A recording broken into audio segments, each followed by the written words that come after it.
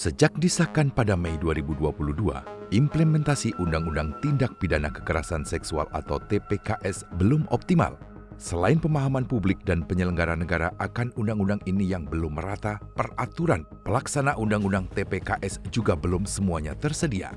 Untuk itu DPR RI mendesak pemerintah segera menerbitkan aturan turunan pelaksana Undang-Undang TPKS.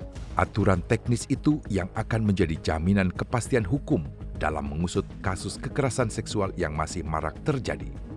Selain soal peraturan pelaksana, implementasi Undang-Undang TPKS juga terhambat karena belum semua aparat penegak hukum paham undang-undang ini. Contoh terbaru adalah kasus dugaan kekerasan seksual yang dilakukan 11 orang terhadap anak perempuan 15 tahun di Kabupaten Parigi Mautung, Sulawesi Tengah, yang disebut oleh Kapolda Sulawesi Tengah bukan sebagai kasus pemerkosaan tetapi persetubuhan.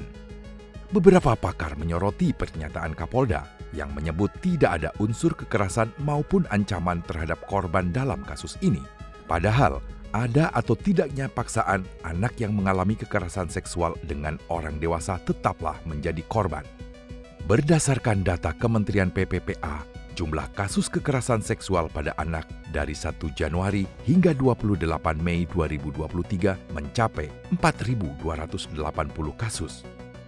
DPR RI menegaskan pelaku TPKS pada anak terutama dari keluarga maupun orang terdekat korban atau bahkan dari oknum penegak hukum dan pejabat harus dikenakan pasal berlapis, yaitu dijatuhkan hukuman sesuai dengan tiap norma yang dilanggar.